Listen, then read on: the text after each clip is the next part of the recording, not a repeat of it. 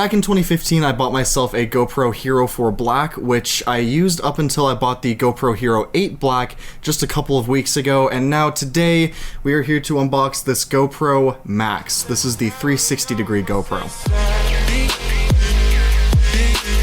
Just a quick disclaimer, I did not buy this camera. This actually belongs to the owner of the car wash that I did that video with like 6 cameras in the tunnel, so shout out to him for letting me have this GoPro MAX to unbox and play around with for a little bit. Right on the front, it gives you some of the most important specs. I'm not entirely sure how well you can see this, but it says it grabs 16.6 megapixel images.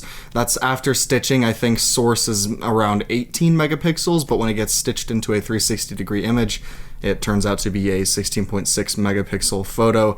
I think. I'm not entirely sure though. The 5.6K at 30 frames per second video recording is after being stitched. I know the source on that is 6K, but stitching it brings it down to 5.6K. Submersion rating is 16 feet, which is just a little bit less than the Hero 8 Black, which I believe was 33 feet, but on this one it is 16 feet.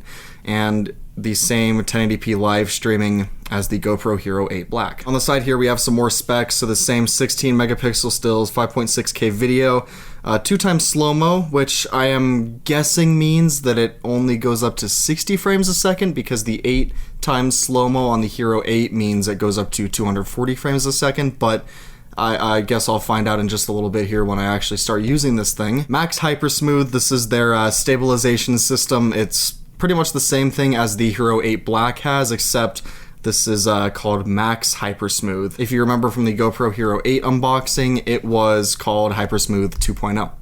Not really entirely sure the difference, but if you look at the next feature called Max Time Warp, I'm guessing just because this is the GoPro Max, they just call everything Max. Max Time Warp, Max Hyper Smooth.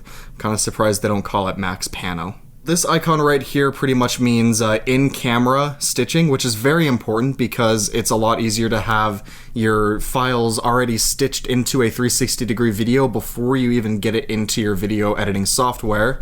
Right here we have Power Pano, which I'm guessing is just, you know, a 360-degree image, but again, I'm not entirely sure because I've never used even the GoPro Fusion, which was the preceder to this. This is the successor to the GoPro Fusion. Built-in mounting, just like the Hero 8 Black has. Very nice thing to have. Voice control, kind of cool, but also pretty gimmicky. Onto the other side, we have what's included. So it of course includes the camera itself, a battery, a USB-C cable, probably only USB 2.0, just like the Hero 8 was, which is unfortunate, but whatever.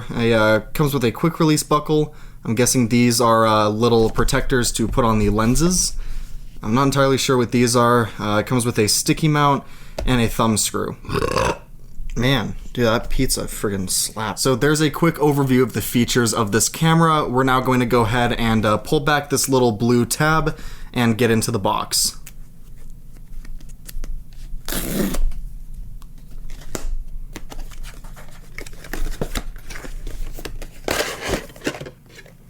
Alright, pretty much the exact same presentation as the Hero 8 Black and even the Hero 4 Black way back in 2015. You've got the GoPro right on the top on its included quick release buckle with the included thumb screw holding it in. And this time the thumb screw was not so insanely tight, which you guys actually don't know this, but I had to run upstairs and grab a screwdriver to take out the thumb screw from the Hero 8 Black because it was in there just so tight. But this one, we didn't have that issue. So the mounting are, I guess, mounting legs, I think is what they call it, just fold right into the camera itself. And this actually does look quite a bit nicer than the GoPro Fusion. I have never used a GoPro Fusion before, but just from looking at pictures of them, they definitely do not look anywhere near as nice as this little 360-degree camera does. Over here we have a door which gives you access to where the battery goes, as well as the USB-C port and the micro SD card slot, which this camera did come with a 64 gigabyte micro SD card. Continuing here, we have another remove piece of plastic, which just comes off right like that. I think that's just in there to hold the GoPro at a specific angle, which actually, going back to the GoPro for a second, right here we've got a microphone, right here we've got a microphone, on the top we have two microphones, I'm going to assume this is a speaker on the side for right now. And then on the bottom, under the mounting legs, yeah, there's nothing. On the Hero 8, the speaker is under here, but on this, there's nothing. So I'm going to assume that this is a speaker right above the mode button. Setting the camera to the side for a second, we have the same little plug thing to prevent the buckle from coming undone unintentionally. Pretty nice thing to have, but as I said, I've never had an issue with that happening.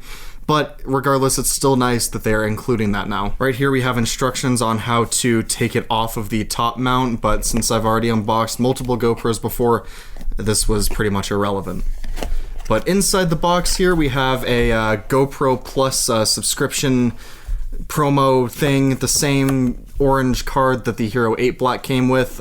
Since this is not my GoPro, I will not be associating it with my GoPro Plus subscription, but I will talk to the person who actually owns it and tell him that, you know, it's a good thing to look into for $50 a year. Looks like we have a quick start guide right here, or just actually a little thing of pretty thick paper, but whatever. Notice, let's see, slide door all the way up until there is no gap and then lock it. Okay, that's just so you don't get water inside the camera itself. We have a warning, and we have a have questions card. Nice. We have the GoPro stickers, which I actually found out that I watched the Hero 4 unboxing I did back in 2015. They only include 2 stickers now, but back in the Hero 4 days there were 3.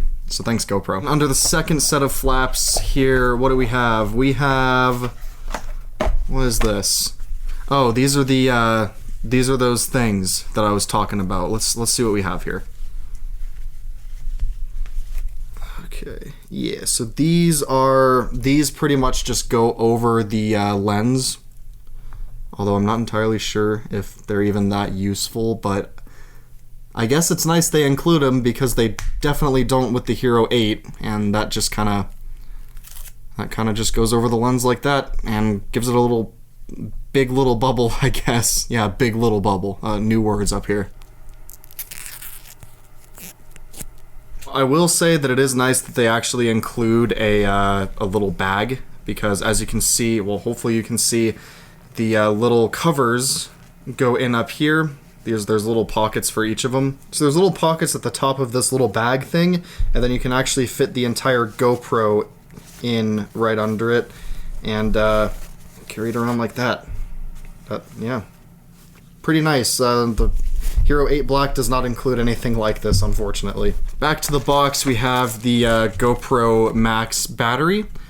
Pretty tall battery compared to the Hero 8, but is it any bigger? 1600 milliamp hours, so not much bigger, and you're probably going to be experiencing the same crap battery life with this as you do with the Hero 8 or the Hero 7 or the Hero 6 or literally any GoPro ever made. We have the USB cable, and again, it is only USB 2.0. Highly unfortunate because on the other end it's USB-C, but this end is just your standard USB Type A 2.0 speeds. Here's the other things that were listed on the side of the box next to the lens protectors. It looks like they're lens covers for storing. So it looks like you just stick them on like that, and now you don't have exposed lenses on your GoPro MAX. That's actually pretty nice. I am a fan of that. It's always nice to have lens caps. I guess that's gonna be it for this video, guys.